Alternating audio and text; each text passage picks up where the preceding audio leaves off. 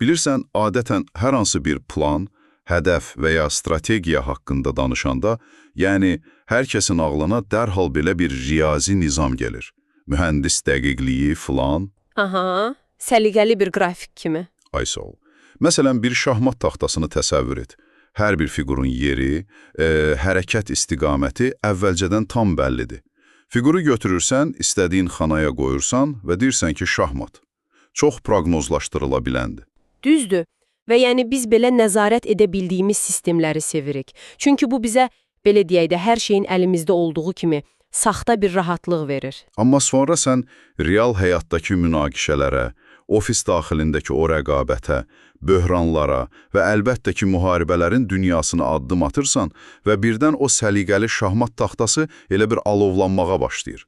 Fiqurlar qaydalara tabe olmur, rəqib sənə xəbər vermədən gediş edir. Lövhənin özü də formalaşır, dəyişir daim. Tamamilə. Bax, belə bir xaotik mənzərədə nizam yaratmaq üçün tamamilə fərqli bir bacarıq lazımdır. Və bugünkü araşdırmamızda biz məhz bu mövzuya toxunacaq. Sizlər üçün xüsusi olaraq seçdiyimiz Lionel Giles'in tərcüməsində bizə çatan o məşhur 2400 illik tarixə malik Sun Tzu'nun savaş sənəti əsərinin dərinliklərini enəcək.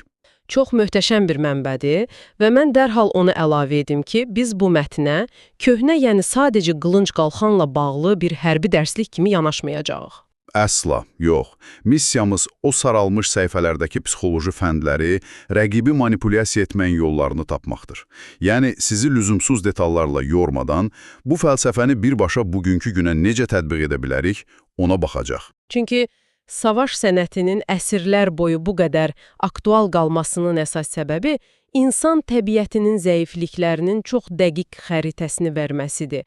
Yəni, böhran anlarında insanların necə reaksiya verdiyini, liderliyin psixologiyasını öyrədir, tarix boyu imperatorlardan tutmuş, bugünkü texnologiya şirkətlərinin rəhbərlərinə qədər hamının bu kitabı müraciət etməsi təsadüf deyil. Münaqişənin miqyası dəyişir, amma insan təbiəti eyni qalır. Bax, elə isə gəl birbaşa məsələnin içinə daxil olaq. Çünki mənbədəki o ilk hekayələrdən biri, yəni adamı doğrudan da yerinə mıxlayacaq qədər qəddardır. Aha, o məşhur cariyələr hekayəsi. Hə, təsəvvür edin Wu dövlətinin kralı Hulu Sun, Sun Tzu'nu çağırır saraya. Kitabını oxuyub və onu sınaqdan keçirmək istəyir. Çox hiləgər bir sual verir.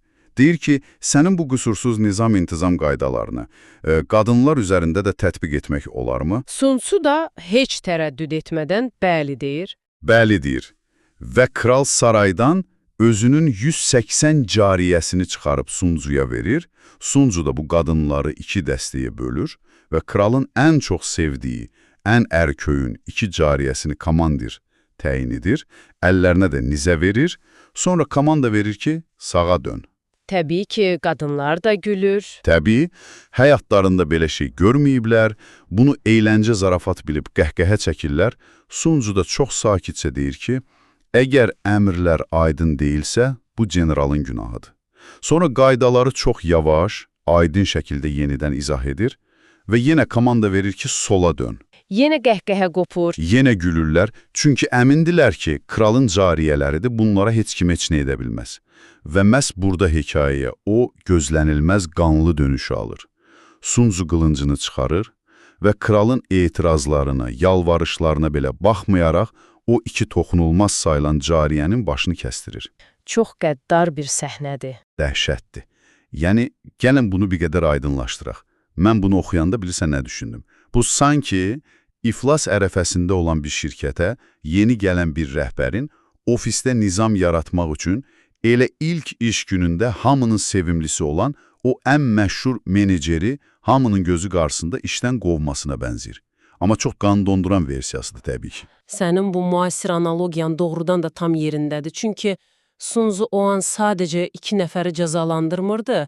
O əslində bütün bir sistemin o zərərli illüziyasını parçalayırdı. Burada çox dərin bir psixoloji mexanizm var.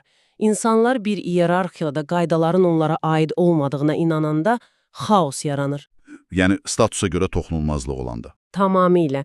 Sun Tzu'nun fəlsəfəsinə görə, bax, əgər əmrlər aydın deyilsə, günah generalındır, yəni liderin. Amma əmrlər tam aydındırsa və əskərlər yenə də tabe olmursa, günah zabitlərdədir, yəni komandirlərdə. İntizam status tanımır.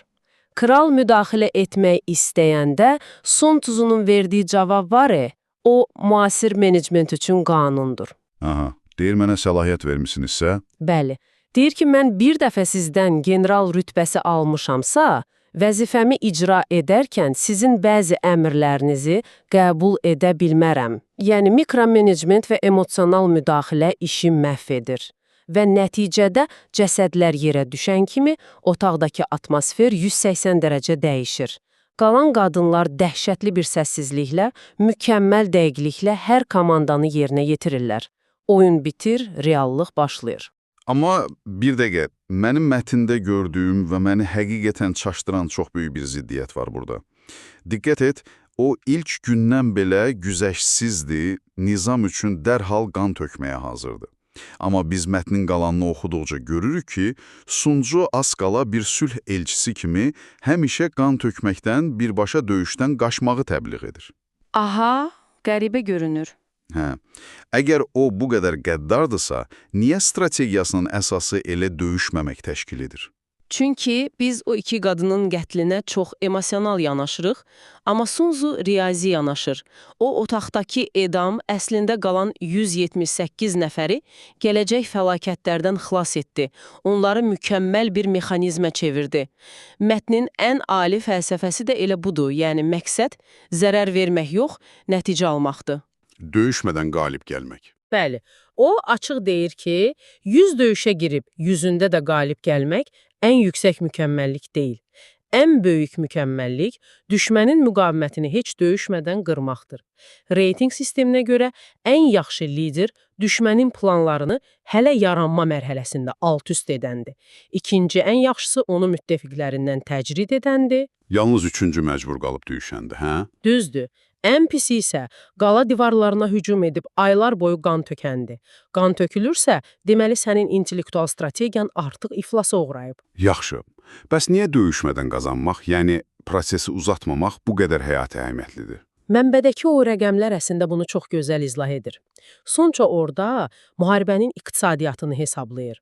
Qeyd edir ki, 100 min nəfərlik ordunu ayaqda saxlamaq üçün gündə 1000 unsiya gümüş xərclənir. Silahlar, arabalar, qida təminatı. Çox böyük xərcdir. Bəli, mən bunu oxuyanda gözümün önünə bu müasir dövrdə venture kapitalından böyük büdcə almış startaplar gəlir. Hər gün o büdcə yanır, burn rate deyirlər, amma ortada heç bir real məhsul yoxdur. Səhmdarlar da nəticə gözləyir axı. Çox dəqiq bənzətmədir. Bunu daha geniş mənzərəyə salsaq, görərik ki, müharibədə əsas rəqibin qarşıdakı ordu deyil, bax elə zamanın özüdür. Mətndə çox aydın xəbərdarlıq var. Savaşda axmaq tələskənlik görsək də, ağıllılığın uzun gecikmələrlə əlaqələndirildiyini heç vaxt görməmişik. Proses uzandıqca xəzinə boşalır, motivasiya düşür. Kənardakı rəqiblər də sənin zəifləməyini gözləyir. Ay sağ ol. Buna görə sürət sadəcə üstünlük yox, yəqin ki, yaşamaq üçün yeganə şərtdir. Gözlə. Gəl bu məqamın üzərində biraz dayanaq. Çünki tarix ac susuz, lakin çox böyük inanc və motivasiya ilə döyüşüb, böyük orduları məhv edən dəstələrlə doludur axı. Bəs niyə Sun Tzu insan iradəsini kənara qoyub, sadəcə qidaya, logistikaya fokuslanır? Məgər motivasiya hər şeydən önəmli deyil? Sənin bu sualın təcrübəsiz komandirlərin ordunu məhv etməsinə səbəb olan ən böyük illüziyadır. Bəli, motivasiya sənə bir döyüşü qazandıra bilər, amma müharibəni ancaq logistika qazandırır. Sun Tzu izah edir ki, ruh yüksəkliyi acılığa çox qısa müddət tab gətirə bilər. O, büdcəni qorumaq üçün amansız bir prinsip irəli sürür, öz resurslarından yemə, düşmənin qanını sor. Aha, düşmənin resurslarından istifadə etmək məsələsi. Bəli. O hesablayır ki, düşməndən ələ keçirilən bir araba ərzaq sənin öz ölkəndən gətirdiyin 20 arabaya bərabərdir. Təsəvvür edirsən, birin 20-yə nisbəti. Çünki o 20 araba gələnə qədər yolda öz əskərlərin onu yeyib bitirir. Tamamilə düzdür. Logistika ordunun o görünməyən qatilidir. Sən düşmənin resursunu alanda həm onu zəiflədirsən, həm öz xərcini sıfırlayırsan. Bu çox güclü taktikadır. Yaxşı, tutaq ki, logistikanı həll etdik, sürətliyik. Amma qarşı tərəfdə bunu düşünür də, o da boş durmur. Mənbədə mənim ən çox diqqətimi çəkən o məşhur prinsip gəlir burada. Hansı ki, müasir biznesin də təməlidir. Bütün müharibələr aldatma üzərində qurulub. Məncə çox dəqiq cümlədir. Yəni, güclüsənsə özünü zəif göstər, yaxınsansa uzaq göstər. Rəqibin beyni ilə oynamaq. Bəli. Lider tez hirslənəndirsə onu qıcıqlandır ki, səhv etsin. Yəni, qılıncdan əvvəl bilirsən düşmənin beyninə girmək lazımdır. Bax, Çin strateji təfəkküründə bu aldatma sənəti iki möhtəşəm konseptlə ifadə olunur. Cheng və Qi taktikaları. Bunlar çox önəmlidir. Cheng birbaşa, səs-küllü, gözlənilən həmlədir. Yəni, böyük ordun ya da biznesdə o nəhəng reklam kampaniya. Düşmən bunu görür və bütün müdafiəsini sənə qarşı qurur. Aha, diqqəti ora cəlb edirsən. Bəli, lakin qələbəni gətirən Qidir. Qi isə dolaylı, gizli və gözlənilməz həmlədir. Yəni, mən o biznes analogiyasından davam etsəm, rəqibin başı mənim o səsküylü reklamıma qarışanda, mən Qi ilə gizlicə onun ən yaxşı proqramçılarını işə götürürəm və ya tədarük zəncirini kəsirəm. Mən o səsküyü, o Chengi ancaq diqqəti yayındırmaq üçün etmişəm. Mükəmməl nümunədir. Sən onun diqqətini Cheng ilə fokuslayıb, o sənə reaksiya verdiyi an müdafiəsiz tərəfinə Qi ilə vurursan. Bu dayanmayan bir dövrədir. Rəqibə heç vaxt vəziyyəti dəyərləndirməyə imkan vermirsən. Məni bu oxuduqlarımızda ən çox heyrətləndirən o oldu ki, Sun Tzu strategiyanı qaydalara yox, suya bənzədir. Yəni, su qayaya çırpılmır axı, yan keçir, asan yolu tapır. Əskər də düşmənin o qaya kimi güclü tərəflərindən qaçıb, zəif nöqtələrini tapmalıdır. Çünki savaşda sabit şərtlər yoxdur. Sən su kimi rəqibə görə şəkil dəyişməlisən. Aha, mühitə uyğunlaşmalısan. Bəs, yaxşı, su axıcıdır, bunu anladıq. Amma minlərlə insandan ibarət böyük bir ordunu necə su kimi axıcı etmək olar? Bu mənə çox maraqlı gəldi. Bax, bu nöqtədə artıq komanda işi dövrəyə girir. Sun Tzu bunu izah etmək üçün Çang dağlarında yaşayan Şuaycan adlı əfsanəvi bir ilanı misal gətirir. Niyə ilan? Çünki onun qüsursuz sinxronluğu var. Başından vursan quyruğu qalxıb səni vurur, quyruğundan vursan başı dişləyir, ortasından vursan hər ikisi eyni anda sənə sarılır. Yəni şirkət və ya ordu bu ilan kimi olmalıdır. Bəli, cəbhənin sağ cinahı ya da deyək ki, marketinq şöbəsi zərbə alanda sol cinah rəhbərin əmrini gözləmədən dərhal reaksiya verməlidir, tək bir orqanizmin refleksi kimi. Bu orqanizm məsələsində mənbədə rastlaşdığım ən dəhşətli, az qala kino səhnəsi kimi bir tarixi nümunə var. Tiantanın o alovlu öküzlər hekayəsi. Aha, çox ikonik bir hekayədir. Təsəvvür et, cəbhədə rəqib tərəfindən mühasirəyə düşür. Məğlubiyyət qaçılmazdı. Və o, heç kimin ağlına gəlməyən bir çü həmləsi edir. 1000 dənə öküz tapır. Üstlərinə əjdaha naxışlı iplər atır. Buynuzlarına iti qılınclar bağlayır. Quyruqlarına isə yağa batırılmış qamışlar. Gecə bütün quyruqları yandırır və bu alovlu heyvanları düşmən düşərgəsinə qovur. Dəhşətli bir psixoloji silahdır. Düşmən əskəri qaranlıqda oyanır və görür ki, üstünə buynuzunda qılınc olan qırmızı alovlu heyvanlar gəlir. Arxadan da Tiantan öz əskərlərini bu xaosun içinə salır. Düşmən qılınc belə çəkmədən qaçıb dağılışır. Yəni, niyə birbaşa silahla yox, belə bir psixoloji terrorla? Bu, doğrudan da fiziki silahdan güclüdür. Çünki fiziki silah düşmənin bədənini öldürür. Amma psixoloji terror onun zehnini, strukturunu öldürür. Orduya qarşı vuruşanda insanlarla vuruşursan. Amma gecə üstünə alavlı demonlar gələndə, əskər öz beynindəki kabusla vuruşur. Onlar artıq ordu olmaqdan çıxır, panika içində kütləyə çevrilir. Struktur pozulursa, döyüş bitir. Yaxşı, bütün bunları etmək üçün, yəni qadınları edam edib nizam yaratmaq, ordunu su kimi axıtmaq, alavlı öküzlərlə terror yaşatmaq, bunları edən generalın özü psixoloji cəhətdən necə biri olmalıdır? Sun Tzu mükəmməl rəhbəri tərifləməyə vəzinə, rəhbəri məhv edən 5 böyük xətanı sadalayır. Bunlardan biri generalı məhv etməyə bəsidir. Birincisi ehtiyatsızlıq və kör-körana cəsarətdir. İkincisi qorxaqlıqdır. Üçüncüsü tez hirslənmək, emosiyaları saxlaya bilməmək. Dördüncüsü isə şərəfə, təhqirə qarşı həssaslıqdır. Yəni, egosuna zərər gəlməsindən qorxmaq. Və nəhayət beşincisi. Düz orada mən Sun Tzu'ya kəskin etiraz etmək istəyirəm. Çünki o, 5-ci xəta olaraq öz əskərləri haqqında həddindən artıq narahatlıq və şəfqət göstərməyi qeyd edir. Gözlə, komandanın qayğısına qalmaq necə xəta ola bilər? Axı başqa yerdə özü deyir ki, əskərlərinizə öz uşaqlarınız kimi yanaşın. Bu açıq-aşkar ziddiyyətdir. Kənardan bəli, çox böyük ziddiyyət kimi görünür. Amma bu əslində idarə etmənin ən ağrılı həqiqətidir. Sun Tzu deyir ki, əskərlərinizi sev, onlar da eyni yerdə yat, eyni qabdan ye. Amma bir generalın həddindən artıq şəfqətli olması, qərar verərkən mərhəmətə yenilməsi bütün ordunu məhv edə bilər. Yəni anlıq bir mərhəmət sonradan fəlakət gətirə bilər. Tamamilə. Məsələn, əskərlər yorulmasın deyə onları vacib bir dağ keçidinə göndərmirsənsə, səhərsi gün düşmən oranı tutur və hamınız ölürsünüz. O deyir ki, onları uşaqların kimi sev, lakin eyni zamanda onları o məşhur ümidsizlik torpağına atmağı da bacar. Bax, o ümidsizlik torpağı məsələsi dəhşətli dərəcədə maraqlıdır. Yəni, ordunu elə bir yerə gətirirsən ki, arxanda uçurum, qarşıda səndən böyük düşmən var. Qaçmağa yer yoxdur. Və bunu sənə rəhbərlik edən general özü bilərəkdən edir. Bəli, çayı keçəndən sonra gəmiləri yandırır, yemək qazanlarını sındırır. Əskər arxaya baxır ki, qayıtmağa yer yoxdur, sabaha yemək yoxdur.